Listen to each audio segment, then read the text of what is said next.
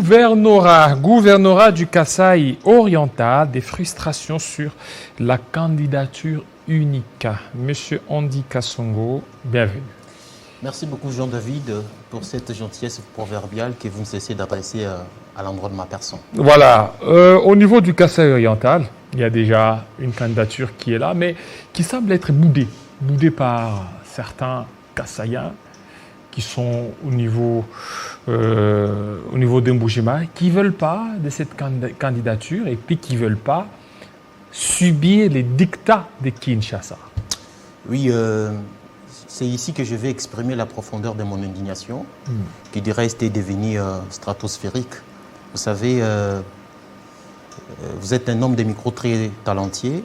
Vous avez certainement suivi, ensemble avec tous les Congolais, qui après d'une semaine, monsieur l'acteur ou l'animateur principal du département des Hauts-de-Seine de l'Union pour la démocratie et le progrès social avait tenu un point de presse où il a abordé plusieurs questions, notamment la question liée au fonctionnement de la commission électorale permanente du parti et aussi la question liée à la désignation des candidats au poste de gouverneur et vice-gouverneur sur la liste du parti. Alors, monsieur Kilolo, vous savez, les grands problèmes dans tout ça, c'est qu'il a aussi fait mention, parce que avec les candidats ensemble, ils sont allés auprès de l'autorité morale du parti. Et l'autorité morale du parti avait demandé qu'on puisse, pour ces cas, passer aux primaires. Alors, dans l'esprit de l'autorité morale, quand il a demandé qu'on puisse passer aux primaires, il faisait référence au respect de l'article 57 et 58 du statut du parti. Qui disait quoi? L'article 57 reconnaît au parti, lorsqu'il y a plusieurs candidats, comme c'est le cas avec les Kasaï orientales, qu'on puisse passer aux primaires.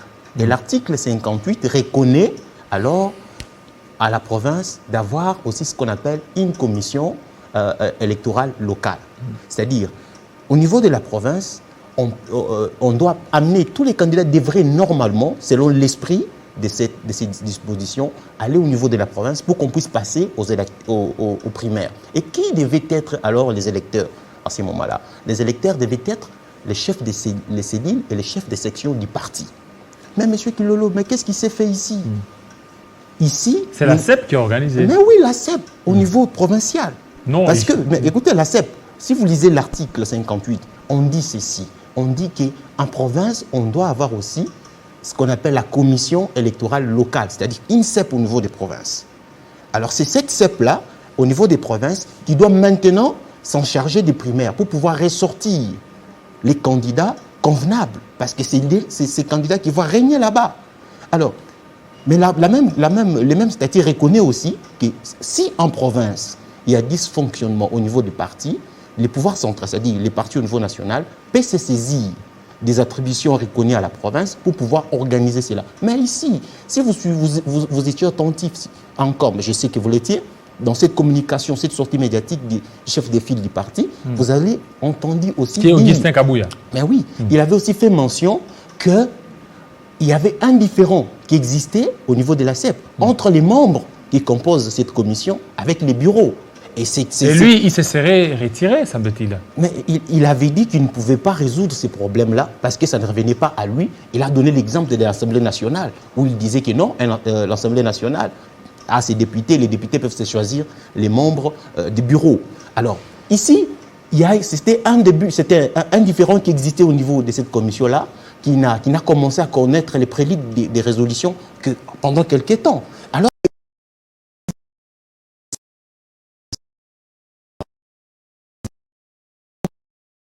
engager alors les candidats sur qu'ils soient formés les primaires pour que ces derniers puissent alors aboutir alors à la désignation.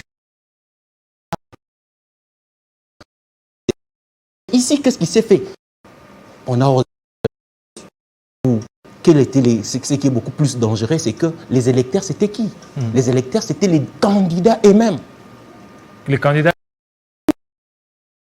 Mais ici, c'est ce qui s'est fait. Candidats. Et même les candidats au niveau, si c'était respecté et qu'on devait organiser ces choses au niveau de la province, au moins chaque candidat devait prendre, en ayant 5 minutes, l'explication sur les programmes qu'il doit mener, les programmes qu'il doit mettre en œuvre dès qu'une fois au-dessus de la gestion de la province. Mais malheureusement, il n'y a aucune vidéo, si vous les demandez, vous êtes journaliste, faites vos recherches, vous ne trouverez aucune vidéo où un candidat aspirant au poste de gouverneur ou de vice-gouverneur, au moment de ce qui s'est passé ici, où il explique clairement ce qu'il a comme programme pour les Kasaï. Non, il n'y en a pas.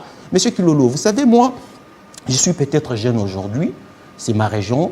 Demain, je serai notable de cet espace. Alors, je ne voudrais pas hériter d'une gestion qui ne soit pas correcte. Vous savez, je pense que c'est le moment M et les tentés où jamais on ne devrait plus avoir dans cet espace des gens qui viendront à faire l'apprentissage de la gestion de l'État pendant l'exercice de leurs fonctions.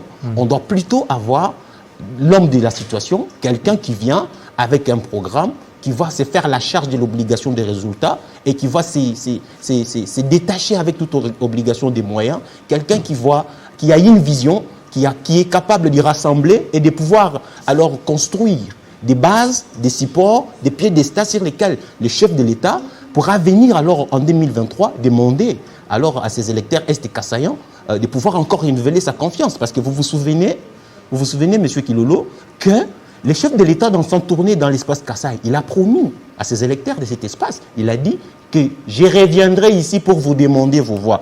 Le chef de l'État ne viendra pas demander les voix sur base de la compassion. Non, il va falloir qu'il y ait un longomanus, une représentation valable, parce que les gouverneurs sont des représentants chefs d'État en province, des gens qui peuvent avoir, qui a une vision, quelqu'un qui a un leadership, quelqu'un qui est porteur de quoi? D'un programme qui pourra alors ici déclencher les développements, qui pourra ici faire que les Kasaï puissent être non pas une région de l'impuissance, mais plutôt une province pour laquelle on peut être fier. Avec ça, vous ne risquez pas de perdre la province du Kasaï?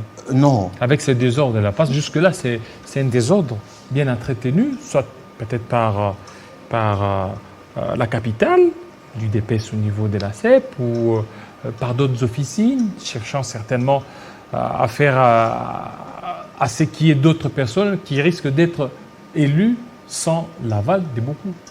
Non, mais vous savez, c'est même pour ça que nous nous insurgeons contre toute autre forme de choses qui ne marchent pas dans l'idée de l'avancement. Nous nous évitons à tout prix l'atmosphère sclérosée qui ne pourra pas permettre à ce que la province puisse être expansive sur son développement.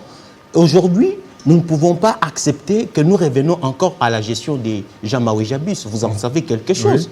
Oui. Mais avec ça, c'est que c'est pourquoi ici, en tant que jeune de l'espace Kasaï, en tant que jeune porte-voix de la jeunesse congolaise, je viens ici rappeler, parce que la décision reviendra beaucoup plus aux députés provinciaux. Ce sont les députés provinciaux qui ont la qualité de pouvoir élire les gouverneurs. Et c'est sur base d'un programme. Messieurs les députés, l'histoire sera très têtue avec vous. Vous avez votre conscience, vous connaissez l'état dans lequel la province se trouve maintenant. Nous avons perdu alors toute estime.